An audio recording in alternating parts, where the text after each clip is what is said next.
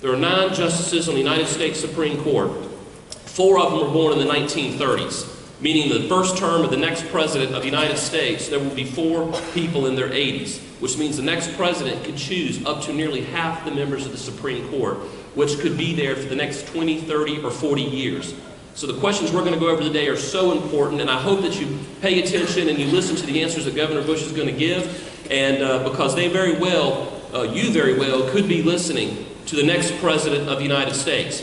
So, before I invite him out here, I want to identify a couple of individuals. Everybody here is important, but that we do have some elected officials today, and I want to just elected and appointed officials and individuals who are notable people who have been very supportive of both the Bush campaign and our state. We have Catherine Templeton, former director of DHEC. We have Sally Atwater in the audience. I don't know where she is, but I saw her earlier. We have Chad Groover, party chairman here in Greenville. Representative Bruce Bannister. Bruce is out there.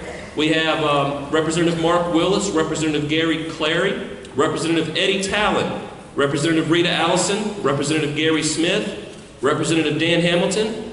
We have President Elizabeth Davis and Dr. Bob Taylor. So those are just some of the few dignitaries we have with us today. We also have our former state party chairman, Barry Wynn, in the audience. So if I missed your name, it's the staffer's fault behind the curtain, because I was just reading a list. But know that you're all important, and that's why Governor Bush is here today. So, in South Carolina, we're known as a very friendly people who love to give a warm welcome to our guests who come to visit us in our house. So I'm going to ask you in about a few seconds to give a very warm welcome to the former governor of Florida, Jeb Bush. Governor Bush.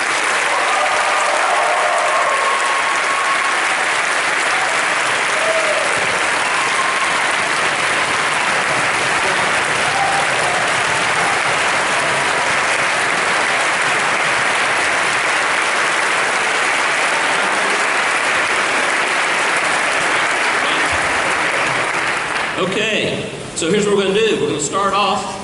Governor Bush, why don't you go ahead and take 2 or 3 minutes to introduce yourself to the audience, and then we'll jump into it. Sure, I'm Jeb. I was a former governor of the state of Florida for 8 years, where I disrupted the old order. For anybody that has migrated north, you knew that during my 8 years, we kind of turned the place upside down. And I think Washington, D.C. needs a little bit of disruption as well. I think we ought to have a balanced budget amendment. That's part of the constitutional conversation. I think the president ought to have a version of a line item veto power like I did when I was governor. We vetoed 2,500 separate line items in the budget. It brought discipline to the budget process. They called me Veto Corleone because of it. One of the greatest things. By the way, the blob, for those that aren't as old as General and I, it's kind of like Sharknado. More like that. It's actually worse.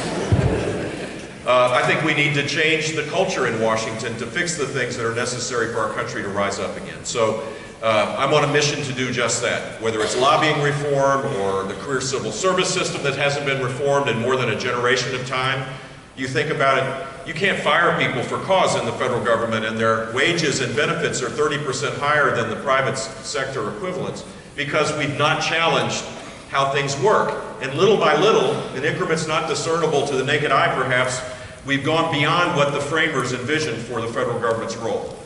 If we're going to be successful, we have to challenge how it works, shift power back to our states, not allow a president to use executive power that he doesn't have. I'm an Article 2 guy, General. I do believe in a strong presidency, but this president, I think, has stretched the limits of what executive authority is. And I will reverse the executive orders that make it harder for us to believe that the rule of law applies to everybody. This country works when everybody thinks they have a chance to achieve earned success. And right now, increasingly people think that if you're a crony capitalist, you get a little better deal. If you have a large business that can hire lobbyists and compliance officers and lawyers, you can get a little better deal. I'm on the side of people that want to rise up, the next generation of job creators and wealth creators. We should always be creating a climate where the disruptors have the equal chance than the incumbents. That's what makes America extraordinary, makes it exceptional, and reversing the trend of more and more centralized power in Washington will do just that. I'm really excited that you all are here. This is a pretty nerdy conversation about the Constitution. I will admit I'm not a lawyer, but if you think about the Constitution and it's how important it is as a document for our freedoms and for our country, and if you just go about your day every day keeping your ears open and your eyes open, you'll know the Constitution is an incredibly important document for 2016, 2015, as it was when it was created 240 years ago. So thank you for allowing me to come. Well, thank you, Governor. For a learning conversation, you were able to work in Sharknado, so if we were scoring this, you get a point for pop culture references. But yeah, I'm not sure Ann Coulter is going to be vice president. Mark Cuban could probably be a pretty good president. Well, the first area we're going to go into is judicial philosophy. In my blob analogy, I didn't finish the part where, you know, the Constitution does not allow us to take Congress and drop them out into the Arctic Ocean. That's one way we could freeze government. We're not allowed to do that. But one of the ways we are allowed to do it is through the court systems, through lawsuits, and through the people who interpret the Constitution. So the first line of questions is important because it's going to go to your general judicial philosophy. You heard me say that the next president will have 4 octogenarians on the Supreme Court in their first term. So the first question I want to go to is a two-part question. What is your overarching judicial philosophy, and what kind of judges are you looking to appoint, not to just the high court, but to the intermediate courts? Well, I think that all federal judges have to be, the same application really matters, which is you want to appoint people that have intellectual acumen, that have a strong intellectual basis, that have integrity, that can persuade, because this is typically, at the appellate court level at least, is a process of persuading people towards your opinion, and then have a consistent judicial philosophy that is not it's to interpret the Constitution in the confines of the Constitution, not to go beyond that, not to view the judiciary as a legislative body.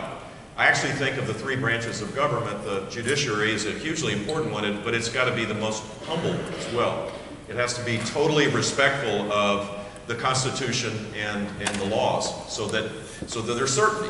The rule of law exists in this country, and it's an envy. We're the envy of many places in the world because we don't have uncertainty. The minute we create uncertainty, as we're living through today, it makes it harder for people to be successful. So, as it relates to the Supreme Court, Alan, there's one other criteria that would be hugely important, which is a consistent record. You can't do this based on someone's opinion. The general argument, I think, now is, well, get someone who's totally unknown, that doesn't have a record, so that the opponents won't try to crush him, or her, try to demonize them and make it hard for them to get picked. That, I don't think, is the appropriate way to go. I think you need to have someone that has a consistent, experienced record that then you can say, when they get to the bench, they'll maintain that consistency, which means you, as a president, you've got to fight for them. You got to have their back all the way through and use all the powers of the presidency to make sure that confirmation takes place. So with a consistent record, are you saying that you would want to see them have been a former judge? Is that important to you? Yeah, I think it is. I think that's where we're at because of the demonization that exists in politics today. It's people, this idea that you don't have a record is a better way to go. I don't think it is anymore. I think you just have to say that this is the highest priority a president has because it has the longest lasting impact, right? So it's all, you could pick someone who has extraordinary experience. I don't think it should be a litmus test, but my guess is, my inclination would be to have someone that has been in the federal court system, that has a clear, consistent, conservative record. So right now I'm a judicial candidate, and you're President Jeb Bush, and you're interviewing me for a potential post either on the Supreme Court or the Court of Appeals.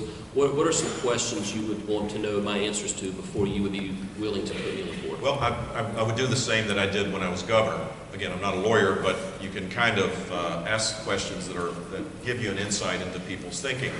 I would ask questions like, name a ruling that you had as a federal judge, or a Supreme Court ruling that where your views were different than the actual ruling.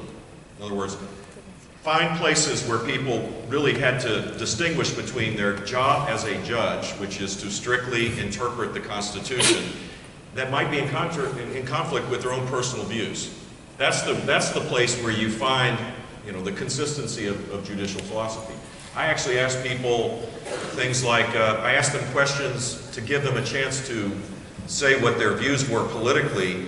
I didn't want them to do that. I challenged them maybe not have been fair, but it was a trap, to have them say what they thought I wanted to hear. And the right kind of judge would be respectful of the question, but would be clear that their job isn't to have a personal opinion, it is to strictly interpret the law. I actually ask people what book they're reading. And if they asked if they were reading a book that sent a clear signal that it would be a book I like, I just, that stuff is foolish. So, I mean, someone asked, I asked that question and they said, I just finished reading Scalia's book. And I'm thinking, no, you didn't. You just wanted me to hear that. I mean, there's a way to challenge this so that people really, you get to the heart of why, people want to serve and what their consistent record is. Okay. So I got another question in the area of judicial philosophy, and this is why I'm asking this question. There are people out there who believe that the Constitution was written, it was born 240 some odd years ago, and that it has evolved because the Constitution is a living organism, it's a living document, and with each generation, each culture that passes, the people have to reinterpret the Constitution and kind of shoehorn that culture and basically evolve the Constitution to fit the culture of the present day. Others believe that the Constitution was written and it was supposed to be interpreted based on its original intent, the way it was written. And the only way you can change the Constitution is to amend it by the processes prescribed. So my question to you, Governor, is are you an original intent person? Or are you someone who believes that the Constitution is a living document? No, I don't think it's a living document. It's a wondrous document for sure. It's probably the greatest document ever created. The Bill of Rights particularly is powerful because it's the only document I'm aware of, although others have modeled their constitutions after us. Very few actually have a constitution that protects us, citizens, from our government. If you look at most constitutions, they do the opposite. They guarantee rights, they guarantee a job, they guarantee housing, they guarantee this and that, and it's never fulfilled. I think the power of our document is the opposite. So I do believe I'm an originalist in that sense, and it still applies. There's nothing different in 2016 that can't be, that this Constitution can't apply, to the world we're in. We've certainly changed as a country, but this document still has incredible relevance in our lives. One last question on judicial philosophy. 30-second answer if you can. Any recent or long-standing Supreme Court decisions that you've seen out of the court that have been extremely detrimental, and why? Oh, there have been a few. I'd say the Kelo decision is the one that just set my hair on fire and my head exploded. Anybody familiar with the Kelo decision, Kelo v. City of New London? Wow. Really? Go ahead. Let's get professorial on them. Go ahead. Well, this was a decision that said that this town in Connecticut, I believe, in London, Connecticut, on the shoreline of the Long Island Sound, could use its police powers to take private property, and it broadly defined the public good to include private development. Mm-hmm. And I find that just abhorrent. I just found it, and so my first reaction was, we better do something about it at the state, and we passed a constitutional amendment to prohibit that kind of activity in the state of Florida. It's the kind of thing that one of the candidates for president actually tried to get done. Use this police powers to garner property from a widow that did not want to sell to build a casino. I don't know if you know which one I'm talking about now. And it's wrong. It is absolutely wrong. That is not, eminent domain should be used for right-of-way, for transportation, for pipelines, for the things that basically have a big, strong, a relevant public good. And I think most people in the country agree with that concept, right? For someone who doesn't have a law degree, must have stayed in Holiday Inn Express last night, you nailed it. And just to tag on what he said, this is why that case is important, is because the Supreme Court said that, as you know, the government can condemn your property under eminent domain. They have to pay you fair market value if it's for a public use, like a bridge or a road, like the interstates cut through cow pastures. The problem is they redefined it to say for a public purpose. So they allowed a private developer to condemn a private person's property to build a private casino and entertainment area because it would be for the public purpose of raising the overall welfare of the community. So it's a very dangerous precedent. Frankly, the end of the story in New London is that it never developed, and so the property was taken. And then they needed subsidies from the government, of course, to be able to do the development. I mean, everybody was at the trough. This is the example of crony capitalism that has just grown in our country, and it really restricts the next generation of people. This is how political power needs to be restrained, I think. So the next area, we're going to switch to a different topical area, and this all weaves together. Executive action, or as I like to call the pen and the phone section. As y'all recall, President, Exactly. the President said he's got a phone and a pen. If Congress is not going to do things the way he wants them done, what's he going to do? He's going to pick up his phone, he's going to pull out his pen, and he's going to rule through administrative fiat, through executive action. Two quick examples, and I'm going to ask my question. As y'all recall, last fall, the state of Texas, under then Attorney General and Governor-elect Abbott, who I worked with, and South Carolina joined, along with 26 other states, a lawsuit to challenge President Obama's executive immigration action, which basically sought to legalize millions of illegal aliens through administrative fiat without going through Congress. The president said that, and I'm quoting, "I just took action to change the law," a phrase that the White House later clarified as colloquial, and I'm quoting that directly. The Harvard Law Review president. That's right. So we sued the president under the Article 2 Take Care to Faithfully Execute clause, and so far the courts have upheld the state's position on that. Another area, this is close to home. As y'all realize, over the last 30 years, Yucca Mountain was designated as a national nuclear repository. Spent nuclear waste goes to Yucca Mountain in Nevada, and we spent billions of dollars building a road and a highway system through the mountains, building the, I call it the nuclear wine cellar, to store that waste. It was billions of dollars to do the environmental impact studies, and in a unilateral action, the Department of Energy, in the second year of the president's administration, basically shuttered it. And so this was just, it was against a bipartisan congressional resolution that multiple bipartisan Congresses, Republican and Democrat alike, had endorsed. So I was kind of teeing up the question, but do you believe that federal administrative agencies are required to operate based on congressional or executive action when the two are in conflict? Well, I do believe that that the first step is to make sure that law is written clearly so that you avoid these conflicts. And I think Washington, one of the things that might be useful is to have a single subject rule or something, some version of that. I don't know if you have that in South Carolina. In Florida we do, which simplifies the laws, and the laws are more prescriptive. They actually don't give as much leeway to the executive power. But if you give broad deference in how you write the law, then it creates this confusion for starters. DACA and DAPA, the DREAM Act kids and their families, this is what the president did. He took prosecutorial discretion, which meant that he has the power by law to take, on a case-by-case basis, allow people to stay in for unique circumstances. And he basically used the pen and the phone for 5 million people. No discretion at all, and it is clearly you're going to win that case. That is clearly way off the reservation. I don't know the specifics of the Yucca Mountain deal. I do know that one of the ironies of this is that we continued to get taxed on our utility bills for the repository that was not going to actually be built. And finally, someone recognized that that was against the law as well. There's a reserve account of $30 billion. It could have gone up to 40 or 50 if it never stopped. So thank God for attorney generals like yours and Scott Pruitt, who's a big supporter of mine, who led the charge on Obamacare, because it's reining in executive power. Another place where you could do this is on regulation, where you pass a law, the executive then goes through this convoluted rulemaking process, and I believe it's appropriate to have an up or down vote in Congress to make sure that the executive rule matches legislative intent. Anything over a certain cost, to have an up or down vote within 30 days. Those kinds of things, I think, are the proper check. The best way to deal with this, though, is put a president in there that respects the Constitution, for crying out loud, and doesn't use executive power he doesn't have. You mentioned something. By the way, I don't know if y'all knew this, South Carolina, that $30 billion fund that we've all been, your parents and many of us have been paying into on your utility bill, you pay a fee on the use of your electricity that goes into a fund that funded all the exploration of Yucca Mountain up to a tune of $30 billion. South Carolina was the third highest paying state. So the president, or the administration, basically said, thank you for the billions you sent to us, we'll keep the money, you keep your own nuclear waste. So that's basically what happened.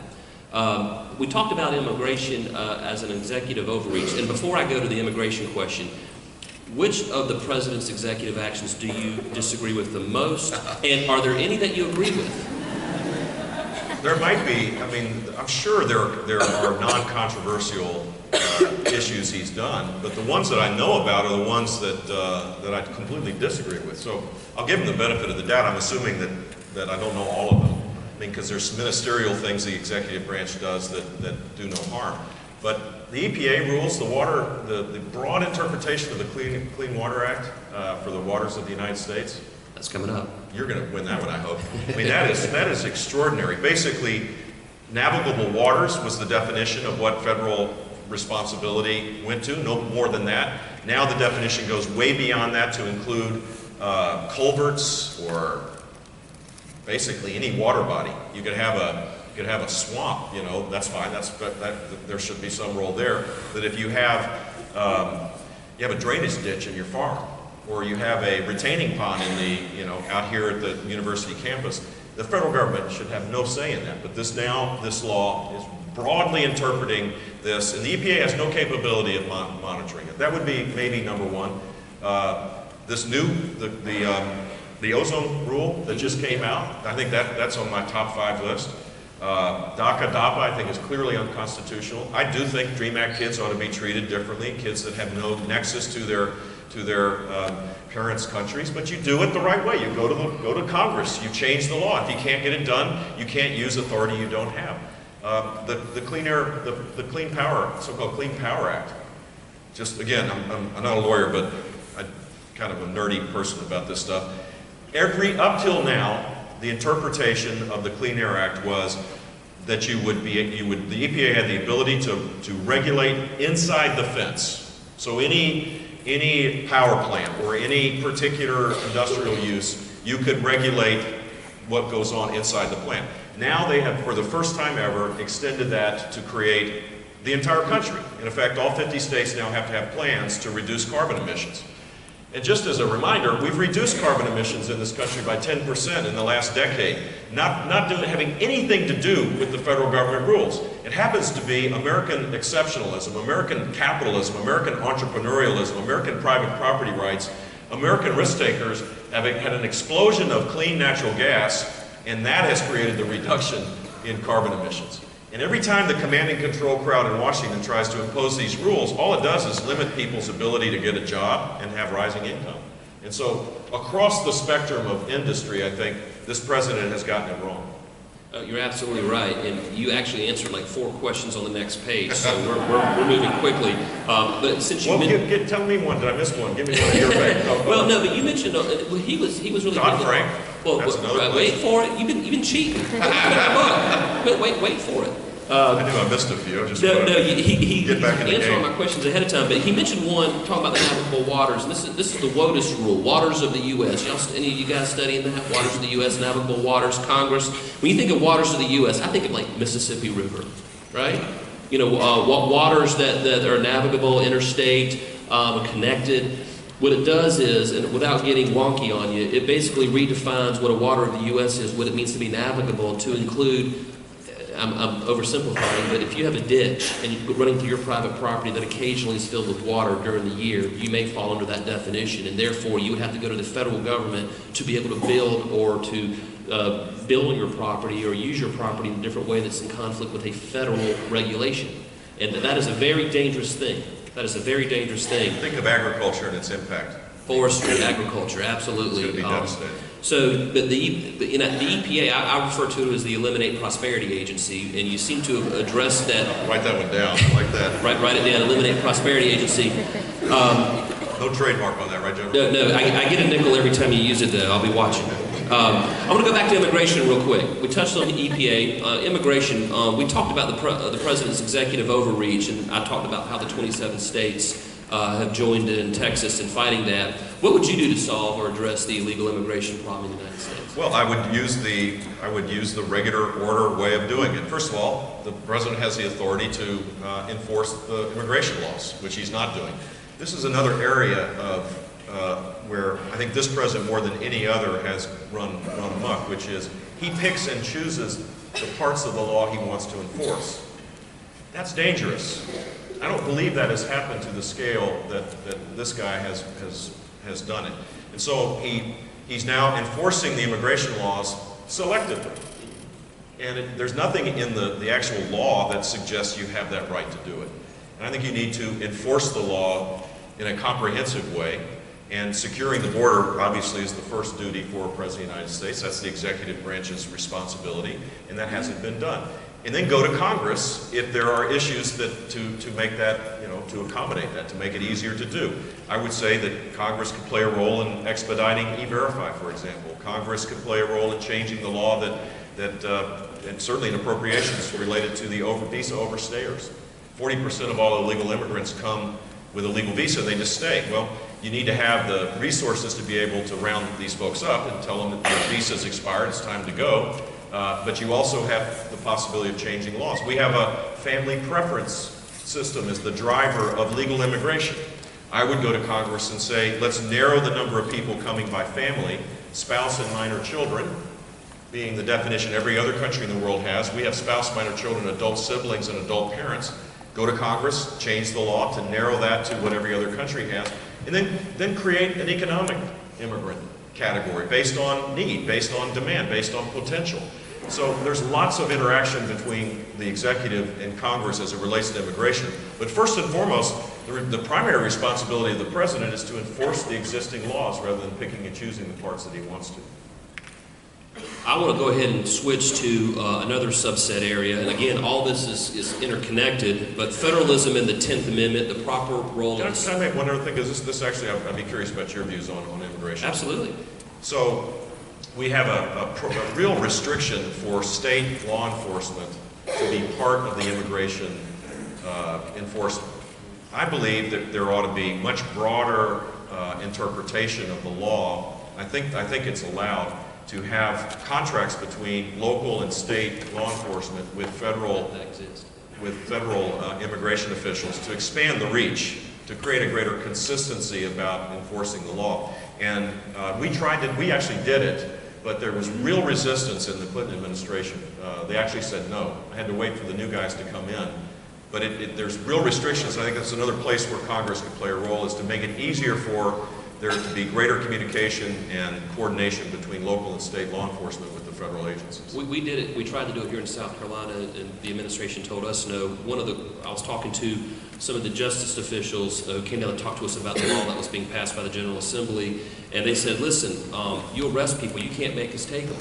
If a local law enforcement picks up an illegal immigrant who's being pursued by law enforcement or for speeding or for whatever reason, we were going to arrest them, and we're going to turn them over to the ICE or to the Homeland Security folks, and they said, well, you can't do that. I'm like, well, you don't have to take them, but we can at least arrest them. And the point is that they didn't want to do their job, and that was very disconcerting for me. But switching to the 10th Amendment, federalism, which sounds like an extremely boring area. I know wonky, nerdy guys up here in the line, I know what it sounds like. But the proper role of the state and federal government. So here's where I'm going to get to be a professor for a minute. I'm going to stand up for this one. Okay, our handbook, the Constitution, the first 3 articles says, okay, Congress, here are all the powers you have. Second article says, Mr. President, these are all your powers. This is the handbook for how you run yourself. And Article 3 of the Constitution says, Judiciary, these are your powers, Supreme Court. This is how you can create other inferior courts. Those are the powers that are given to the presidency, to the Congress, and the judiciary. Then at the end, after all the articles are written, you get to the Bill of Rights. What's the last amendment in the Bill of Rights? The 10th Amendment. What it says, the 10th Amendment basically says, if the powers are not given to you, Mr. President, given to you, members of Congress or judiciary, they belong to the states. If they're not prohibited by the Constitution or delineated in the handbook we've given you under the Constitution, they belong to the states. That is federalism. The role of the states as it relates to the role of the federal government. That was my wonky college professor, so I wanted to tee it up. My question for you is, how would you improve the federal government's working relationship with the states? Because it doesn't seem to be going too well right now. No, I mean, it's been creeping. The power to Washington was creeping kind of without a big debate, more and more consolidation of power. And in the last 6.5 years, there's a gallop. I mean, it is now massive consolidation of power. And the first thing that we need to do is to respect the 10th Amendment. It's just as important a part of the Bill of Rights as any other. And I'm actually going to create this is going to be part of my campaign, is to delineate in detail exactly what we would do to shift power back to the states. And your friend Scott Pruitt, who is a great attorney general from Oklahoma, is leading the pack. I'm saving a spot for you at some point to join that team. But the point would be, we would lay out exactly what we should do. Education. The federal government should have no say in the creation of content or curriculum, or You could shift power back. You could create Title I money, which goes to low-income schools. If states wanted to reform their public education system, that money ought to flow with that reform. Early childhood education. DOT, why do we have these earmarks and all sorts of categorical funding from Washington?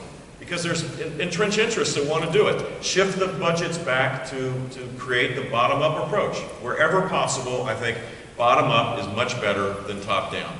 Bottom-up is 21st century. Top-down is mid-20th century. And we're not going to survive as the most prosperous country on the face of the earth if we allow our government to maintain these lids on everybody's aspirations. So the EPA, delegate authority to the environmental agencies that do a good job. The job training programs, push them back. Medicaid ought to be pushed to the states. You take both the programs and the rules, and you could restore the 10th Amendment as important as the first through 9. I mean, right now it's been trampled on. I want to talk about a small issue, ObamaCare. Just a small little thing. And I could just say ObamaCare go, but I want to frame it a little bit. Twice, the U.S. Supreme Court has ruled in very narrow decisions, 5-4, upholding ObamaCare and its subsidies that fund it, just most recently this past year.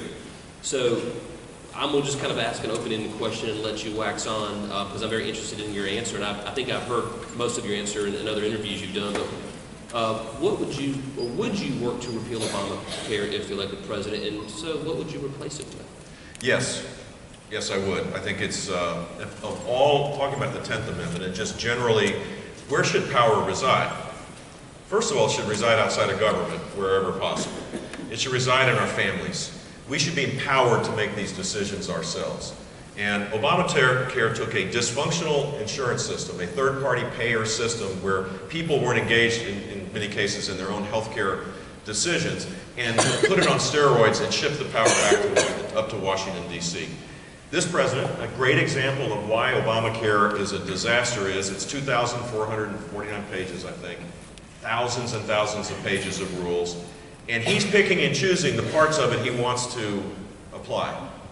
He's ignoring parts of the law and enforcing other parts of the law. The bigger you allow government to get, the more corrupt it becomes. That is a form of corruption.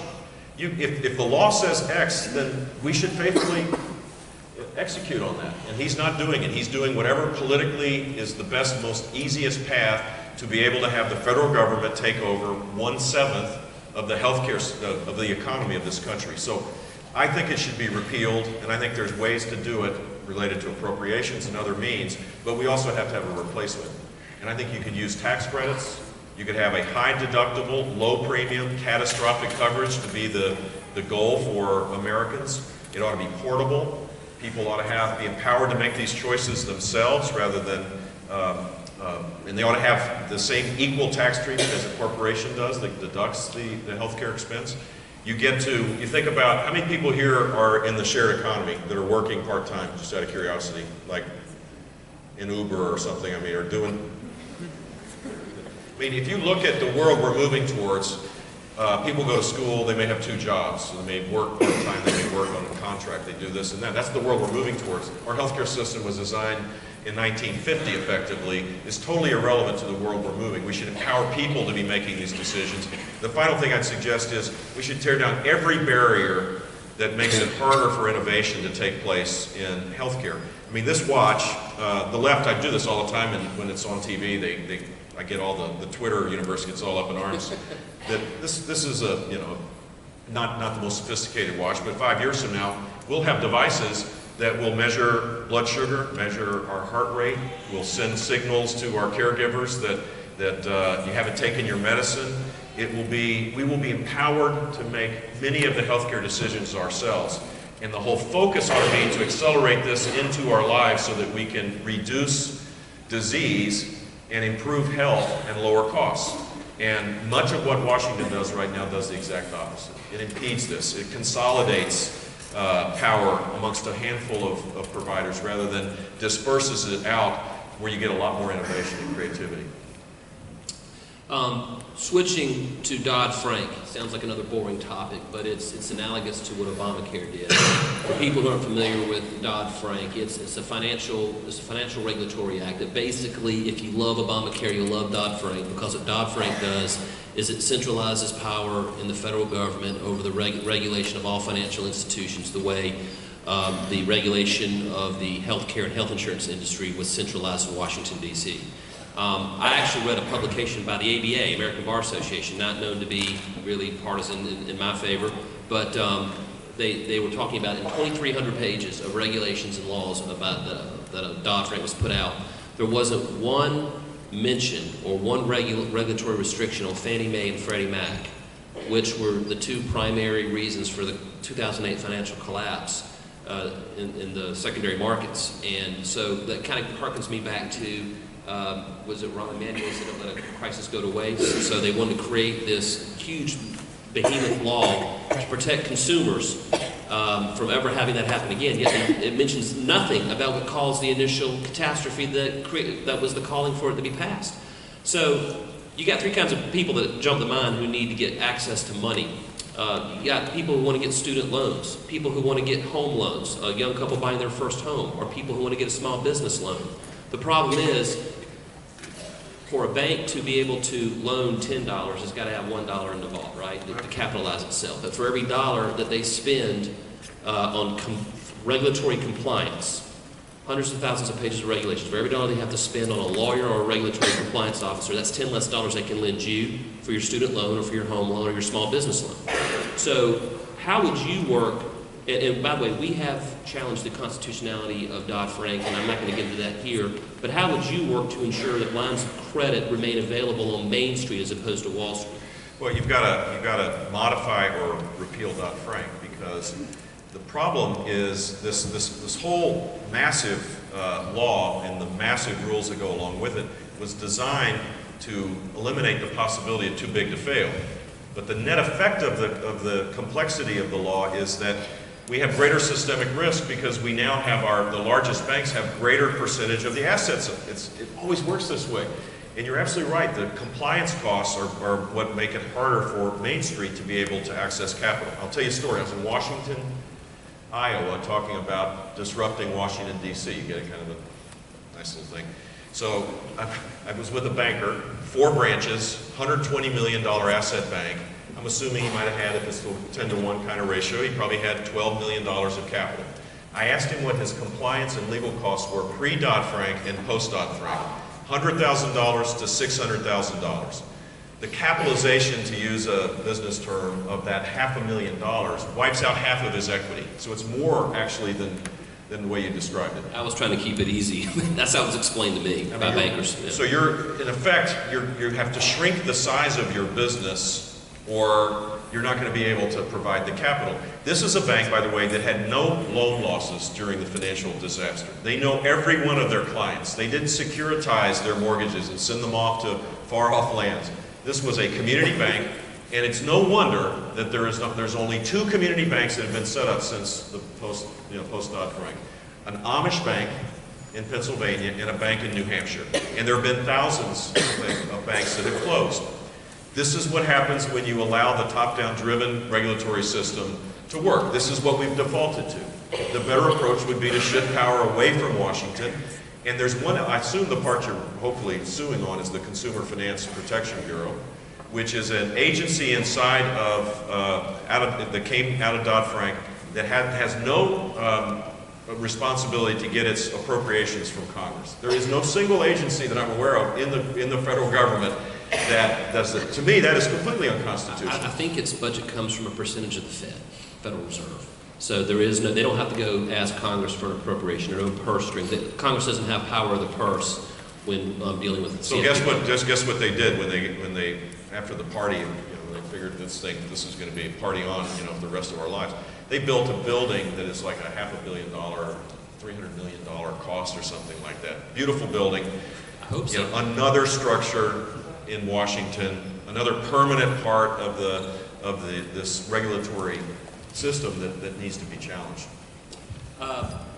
Now, the next area that I want to go into, and I hadn't been Attorney General, I don't think, for 2 or 3 weeks, and I learned another acronym, one of those alphabet soup government agencies, the NLRB. Anybody familiar with the NLRB? National Labor Relations Board, which basically governs the National Labor Relations Act. Boeing, small startup company you may have heard of, was trying to expand its manufacturing operation to North Charleston, South Carolina from Everett, Washington. And while they were expanding here, they were creating several thousand jobs there.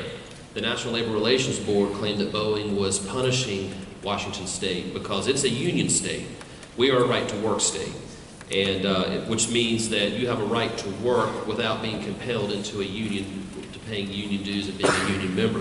By the way, just on a little fact, last I looked, South Carolina, and Catherine can probably answer this, Catherine Templeton can answer this question. I think South Carolina is the second most pro-right-to-work state in the country, I believe. Least unionized is the proper way to say it. The second least unionized state in the country, so we're very pro-right-to-work here. But we got Boeing, and the NLRB eventually backed off, but the president during that whole time was silent when this whole thing was going on. Jobs are being created in both places. It was good for the free market. It was good for both economies of both states. But how would you how would you have handled that situation, and what kind of people would you want to put on the National Labor Relations Board? I would have handled it by not appointing the people that got their marching orders from the White House. The idea that he was silent,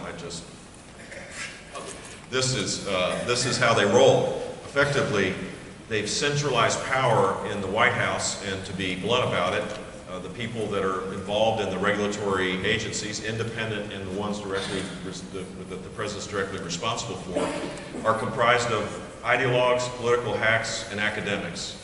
That's a formula for all sorts of crazy things to happen. I think you need to have men and women that have subject matter expertise, that have a balanced view on these things. Look, every rule has a social or a societal benefit.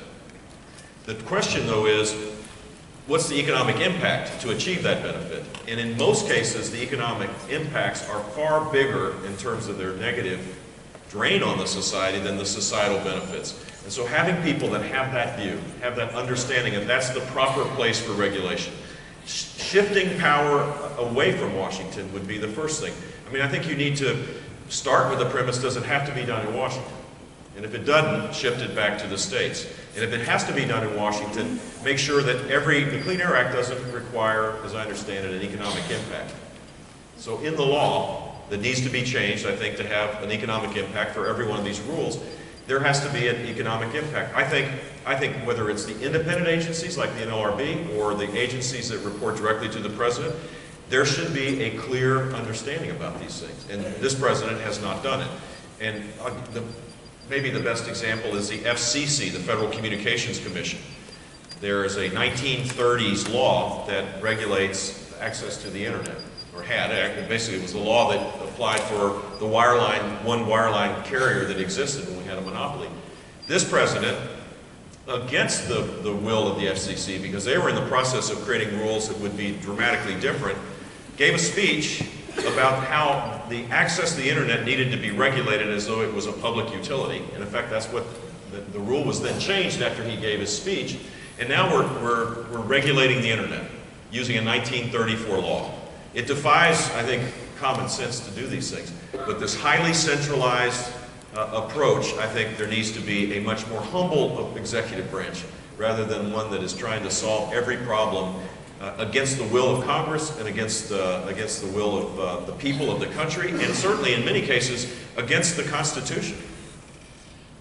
Before I go to the next area, we've been talking about all the alphabet soup of government agencies that we have either sued or have sued us. We talked about the 10th Amendment and the encroachment of the federal government, the blob, as I like to refer to it. We talked about the EPA, the NLRB, the Department of Justice, all these agencies. And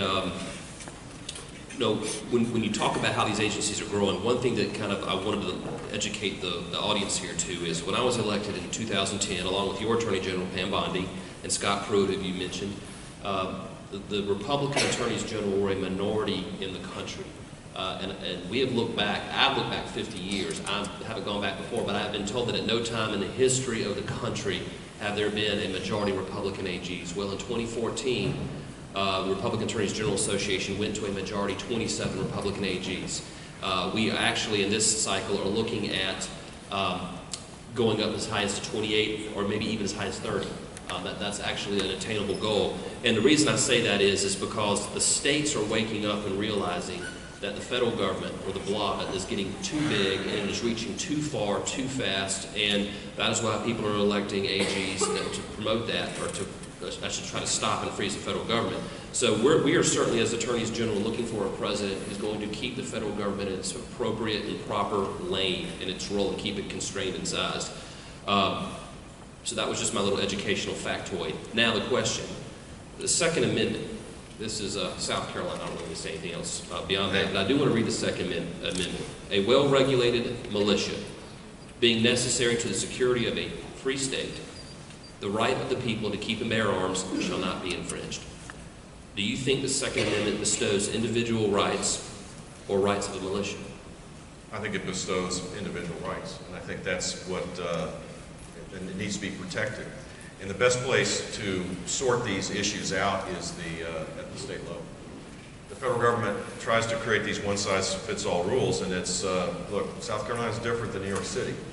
In Florida, when I was governor, I was the NRA Statesman of the Year one year. It was on my highlight reel where Charlton Heston gave me a gun on the stage in front of 15,000 people. That was pretty cool, to be honest with you. We have, in Florida, we believe that concealed weapons permits is a proper thing. We have 1.2 million concealed weapon holders, more than double the next state.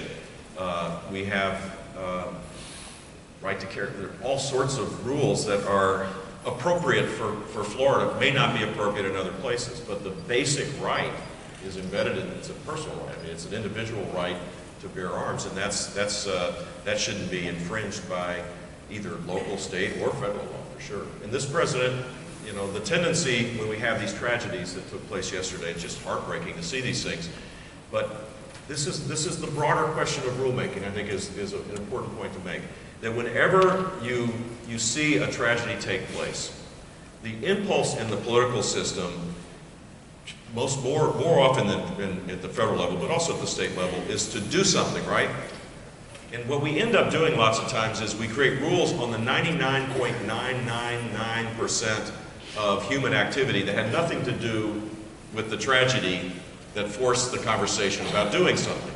And we're taking people's rights away each time we do that, and we're not necessarily focusing on the real challenge.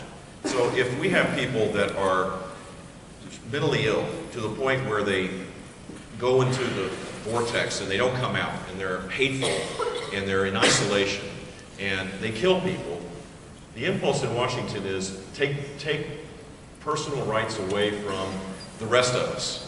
And it won't solve the problem of this tragedy that is just heartbreaking to see. Maybe we ought to be more connected in our communities. Maybe we ought to have greater awareness of the mental health challenges that exist all across this country. Maybe there's a better way to deal with this than taking people's human, personal liberty away every time we kind of require people to do something. And I remember right after Columbine, this is a long, long time ago, I was listening to the radio, and they were talking about how in schools you're not allowed to have prayer vigils, but the second, you're not allowed to pray, I should say, or have Christian or Jewish or whatever faith-based groups on these public education schools. But then the guy said, it's funny, you send a guy in there with an Uzi or a handgun to shoot a bunch of people, the first thing they do after the tragedy, of course, prayer vigil, whatever the faith-based group is. And he always said if you should do that on the front end, maybe you wouldn't have those tragedies on the back end. Yeah, we're in a difficult time in our country, and I don't think more government is necessarily the answer to this. I think we need to reconnect ourselves with everybody else. It's very sad to see, but I resist the notion, and I had this challenge as governor, because look, stuff happens, there's always a crisis, and the impulse is always to do something, and it's not necessarily the right thing to do. We kind of merged from the Second Amendment, and we merged from the Second Amendment and went over and started talking a little bit about religious liberty just now, and I did that. That was subtle on my part, but I do want to jump into the religious liberty debate, and then next we're going to talk about law enforcement. So that's going to be the next area, and that's important to me for several reasons. We've all followed the Kentucky issue. Kim Davis, y'all familiar with that? The lady who refused to issue the marriage certificate with their name on it. There's a gentleman, I believe, in Colorado who makes cakes for a living for weddings, and because of religious objection, didn't bake a cake for a same-sex couple, was actually ordered by the court to do so, threatened by the state to be fined, and has to report every couple of months. I've heard another story of a wedding planner running a chapel, being required to, violate their personal religious convictions. Now, the same-sex case in Obergefell this past summer has implications for a lot of people at a lot of different levels, both people for and against the decision. But what I want to talk to you about is, and if you're the President of the United States, there's going to be some serious cases coming down, because I think the Solicitor General, when arguing that case, when asked by one of the Supreme Court justices, said, when asked about the tax-exempt statuses of religious organizations, like a Christian university or a church who doesn't want to participate in a same-sex ceremony, could their tax-exempt status be challenged? And the Solicitor General was forced to admit that, yes, that could be an issue. Could you expound on that, and what do you think you should do as president to protect that? What I recall him saying was something to the effect that that's not in front of you right now. It could be that case. It was a pretty chilling, and some of the opinions in the majority also made reference to that. There was not a clear protection of what has been called the first freedom, which is religious conscience. So the First Amendment is, this powerful tool of liberty, and religious freedom, when the framers created the Constitution, was front and center. I mean, it was a key element of the protections from government.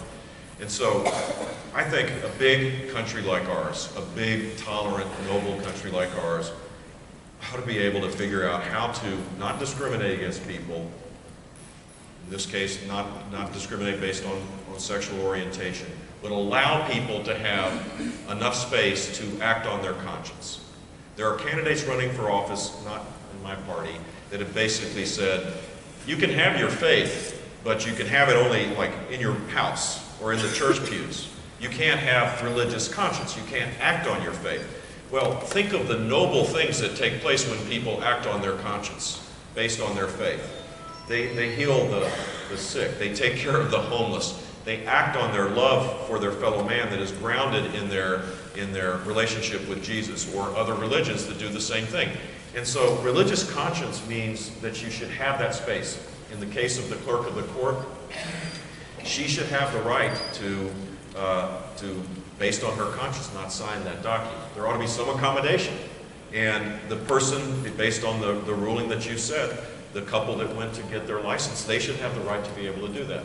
A baker, if someone walked into a bakery and said, I'd like to buy a cake, and the owner of the bakery said, no, I'm not going to serve you because you're gay, that's wrong.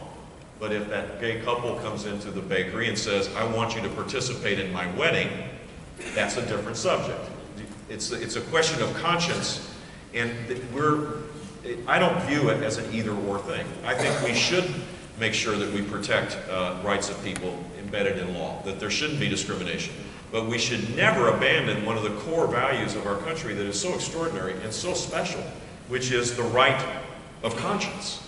Because it does make us different, and it protects our freedoms, by the way, and it also lessens the demands on government. This is something that is essential on who we are as a nation.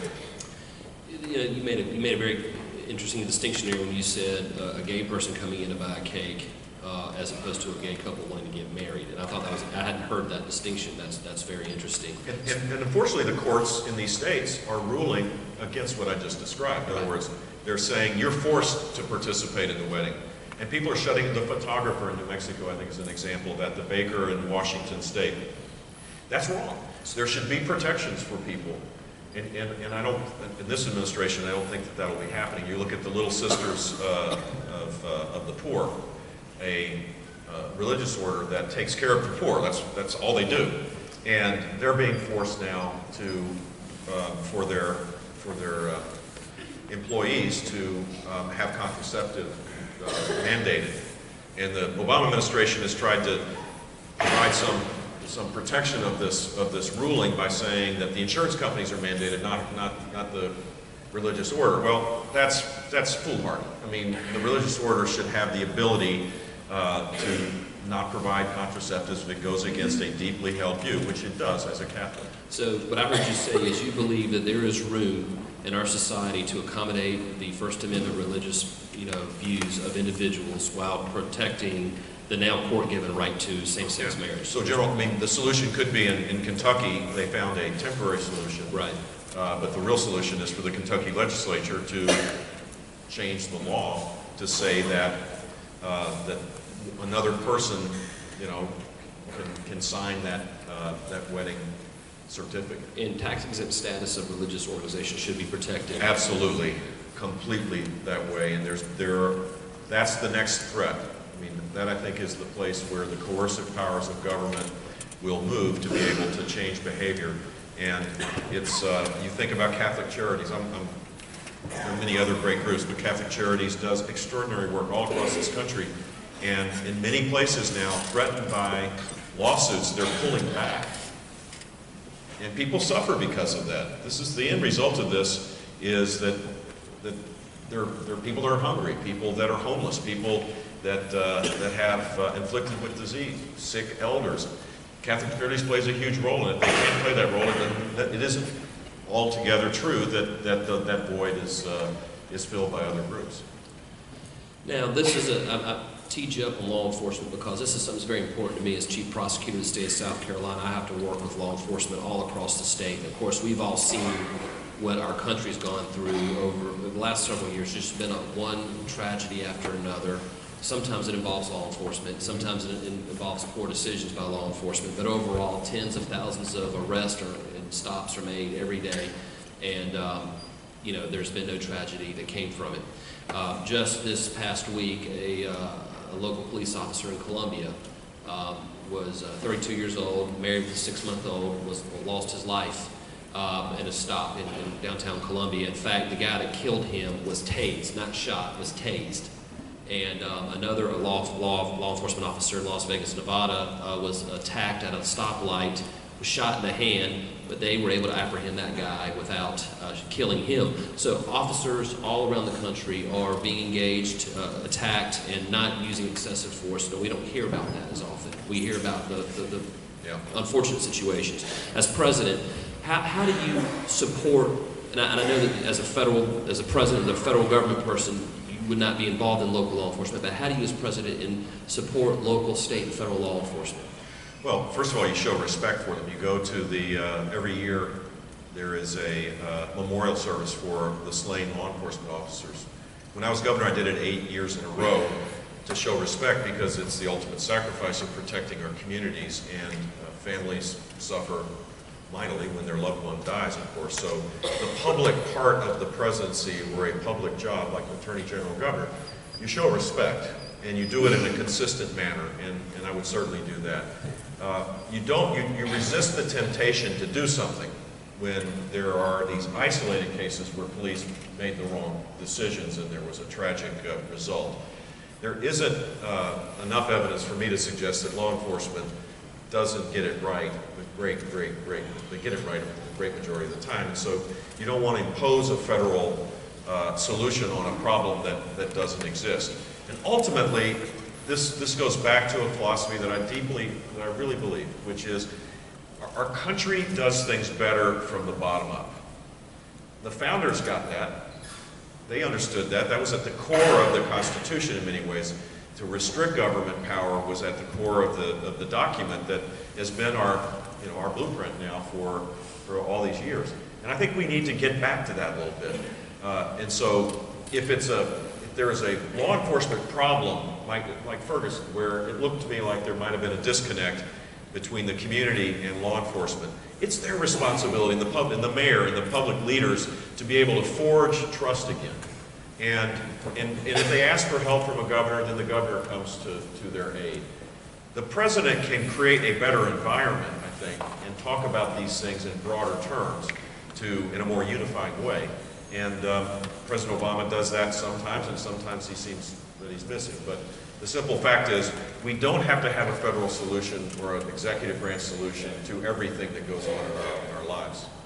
This is the last question, and I'm going to give you a chance to close it up. But and the reason I'm asking is because South Carolina was mentioned. and the subject matter of this, the terrorism in GITMO area, of the fact that they might close down GITMO and possibly move terrorist detainees to Charleston, South Carolina, our home state. I think Kansas was also mentioned. What do you think? No. Good. No, man. Look, it's not.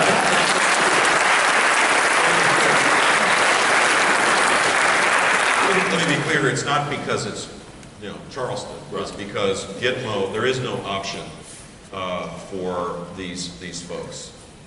They should stay where they are, even if it's expensive, and it's the nicest prison you'll ever want to be in, by the way. And the rights of these terrorists are way beyond what a lot of people get in a lot of different circumstances. They're not being mistreated at all, but there is no other option. So for those of you that want to go to prison, GITMO. No, I don't know. The rest of the population may not be as nice to you as we are to them. Governor, I told you in the back room that I was trying to be conversational because I wanted this to be like we're sitting at a Waffle House or IHOP having a cup of coffee. Talking about constitutional issues. Talking about constitutional law because we're nerds. We could talk about the Clemson game tomorrow, the Carolina game. Hopefully they'll happen. But in all seriousness, this has been very informative for me, and I know it's been informative for the group of people here. I know this is being recorded and streamed on Periscope, and you can also go to the Conservative Leadership Project website, clpforums.com, if you want to watch this and other presentations by the CLP. Governor, I've really enjoyed this dialogue with you. It's been a great back and forth, great rapport with you, and I appreciate your time. One quick housekeeping matter that I'm going to let you close it up, take the last 2 or 3 minutes to give your closing statement. We have a lot of volunteers here in red shirts, and when the governor finishes his remarks, I would like for the volunteers to come up here, get their photo. The media, you can go back to either side. I think staff will, you're waving at me. Go back. He wants us to go back there. Okay. They're changing the plan on me. Disregard. But the volunteers come up here. Okay, volunteers in red shirts, come up here and get your photo, and then we'll go back there and you'll do the media availability. Okay, Governor Bush, this is your opportunity to close. Well, thank you. Thank you, General. It has been great to be with you. I hope this weighty, meaty, deep subject of constitutional rights isn't boring, because it's at the heart of our freedom as a country. And I believe we're on the verge of the greatest time to be alive. I honestly believe that if we fix a few big complex things, and a lot of things we talked about here are part of that, this country will lead the world. We'll be the world's economic superpower for the next generation of time. We'll have confidence again to be a leader in the world, where we can create a more peaceful, secure world. We'll be the source of innovations, of discovery that will just light up the world. And I'll conclude with this. If we fix these big things, and they're complicated to do, but I believe I have the leadership skills to forge consensus to do these things, I'd rather be 21 than 62.